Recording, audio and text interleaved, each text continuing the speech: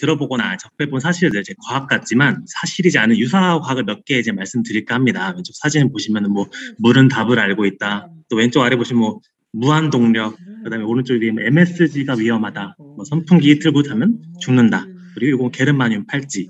뭐 이렇게 유사 과학 아마 주변에서 많이 접해 보셨을 건데요. 요거 관련해서 한번 이게 사실인지 아닌지 한 2가지 정도 한번 소개를 드리려고 해요. 첫 번째, 게르마늄 팔찌는 몸에 좋다. 이것도 한번 많이 들어보셨을 건데요. 한때 유행이 한때 2000년대 초반인가 유행이 불어가지고 부모님의 선물 1순위로 이제 휩쓸었던 게 게르마늄 팔찌인데요. 이걸 착용하면 통증이 줄고 각종 뭐 알레르기 질환이 없어져서 면역력을 키워준다라고 했는데 과연 이 게르마늄 팔찌가 건강에 좋을까요? 네, 아직 정확하게 다 밝혀진 건 아니지만은 흔히 게르마늄 팔찌 효능으로 나왔던 게 이제 원적 개선이 나온다, 음이온이 나온다.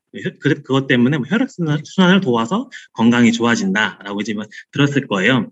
사실 원적외선은 이제 표면 이제 왼쪽에 보시면 그냥 적외선의 가장 왼쪽에 있는 이 파장에 있는 게 원적외선이라고 하는데 이제 원적외선은 사실 이제 표면 온도가 조금이라도 높은 물체는 누구나 발생하고 태양빛을 쬐고 있는 길가에 있는 돌멩이도 원적외선이 나오고요. 옆에 계신 사람도 원적외선이 나옵니다. 그러니까 원적외선은 그냥 옆 사람이나 포옹하시거나 추운 날씨가 이제 곧 추워지니까 핫팩을 들고 다니시는 게 이제 원적외선 쬐는 데 가장 좋은 효능이 있으실 겁니다. 그리고 음이온도 건강에는 아무런 효과가 없고 공기에 노출되자마자 중성으로 이제 돌아오고 오른쪽에 뉴스 보시면은 예전에 대진 침대에서 막 음이온을 광고를 많이 했었는데 1급 발암 물질인 라돈이 다량 검출돼 사회적 이슈가 된 적도 있었죠. 이렇게 이제 저희 맥스 여러분들은 부모님의 선물로 게르마늄을 이제 선물하시는 것보다 저희 챕터 내 홍수경 대표님 광자유기를 선물하시는 게 어떨까 싶습니다. 두 번째로 아마 선풍기를 틀고 자면은 죽는다. 이것도 많이 들어보셨을 건데요. 90년대 초반에 한국에서만 떠도는 괴담으로 이제 선풍기 틀고 가면 죽는다라고 이제 괴담이 있었는데 이것도 이제 유사과학이 하나인데 가장 이제 왜 선풍기를 틀고 나면 죽느냐 했을 때 저체온증으로 처음에 죽는다. 그리고 두 번째는 질식한다. 라고 이런 많이 이것 때문에 죽지 않을까라고 의심이 들었을 텐데 일단은 이제 저체온증으로 죽으려면은 사람이 온도가 체온이 한 8도 이상 떨어져야 되는데 이렇게 선풍기를 틀고 저체온증으로 죽으려면은 에어컨을 틀고 자면 아예 사람이 냉동인간이 되지 않을까요? 그 에어컨 아마 개발이 안 됐을 겁니다. 그리고 사람이 질식할 정도의 바람 세기가 나오려면은 비행기 제트 엔진 수준으로 바람이 나와야지 사람이 숨을 못 쉴 정도로 된다고 해요. 그러면은 만약에 사람이 선풍기를 틀고 죽었다고 하는 바람 세게 나오려면은 아마 선풍기는 옆에서 하늘을 날고 있을 겁니다. 이렇게 유사과학이 주변에 많이 있을 건데 약은 약사에게 수술은 의사에게 가듯이 법률 문제는 이제 법률 전문가에게 오셔야 합니다. 저희 맥스챕터의 법률 전문가는 김진 변호사님과 저 법무사 김명준이 있죠. 이렇게 주위에 이제 유사과학, 유사법률가의 유혹에 빠지시면 안 되시고 우리는 이제 그렇게 빠지시게 되면 게르마늄 팔찌를 사게 되시고 선풍기를 틀고 못 주무실 겁니다. 그래서 근데 이제 아마 법률 전문가 하면은 변호사가 하시는 일은 어떤 일을 하는지 자세히 아시겠지만은 법무사가 어떤 일을 하는지는 아마 자세히는 모르실 거예요. 일단은 법무사가 어떤 일을 하는지 제가 한번 간단하게 소개를 한번 드리겠습니다. 법무사는 사람이 출생부터 죽을 때까지 생활 전반에 이제 펼쳐져 있는 법률 영역을 전반적으로 다룹니다.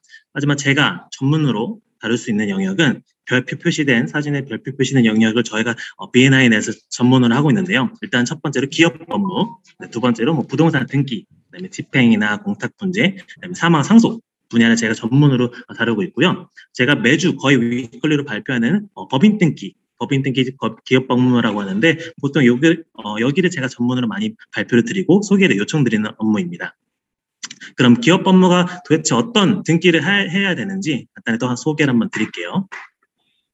법인 등기는 이제 개인 사업자가 아니라 법인 사업자를 운영하시게 되면은 정관 작성, 정관 컨설팅도 받으셔야 되고, 그다음에 각종 회의가 여러 가지 있습니다. 창립총회도 법인 설립할 때는 창립총회, 발기인총회도 열어야 되고, 회사가 성립된 이후에는 주주총회 해야 되고 또 어떤 거는 이사회도 열어야 되고 이렇게 다양한 회의가 있는데 이런 회의들을 제가 다 주관하고 의사록을 작성해드리고 변경 사항이 있을 때 등기 변경을 제가 처리해드립니다. 이런 등기 변경 사항이 있을 때 저한테 소개시켜 주시면은 법인의 이제 사람의 출생부터 사망까지 다루듯이 법인도 태어난 탄생부터 설립부터 청산, 사망하는 청산 절차까지 제가 다 컨설팅해드리고 등기 절차를 도와드립니다.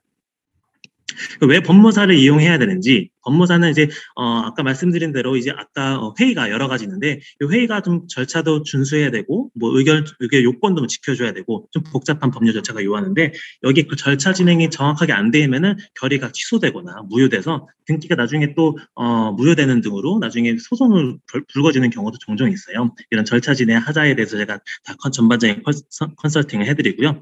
과태료 발생의 위험, 법인 등기는 사유가 있을 때 이제 보통 2주나 3주 안에 등기를 해줘야 되는데 이 과태료 기간 내에 저희가 등기 처리를 하실 수 있게끔 제가 다 발생하지 않게끔 다 컨설팅 해드리고요. 그다음에 까다로운 서류 심사. 법인 등기를 진행하는데 심사가 보통 서류가 좀 많지 않습니다. 서류가 이렇게 많은 서류를 다 컨설팅 하려면은 법무사를 통해서 하시는 게 아니라 시간적으로, 비용적으로 많이 절감이 되지 않을까 싶습니다.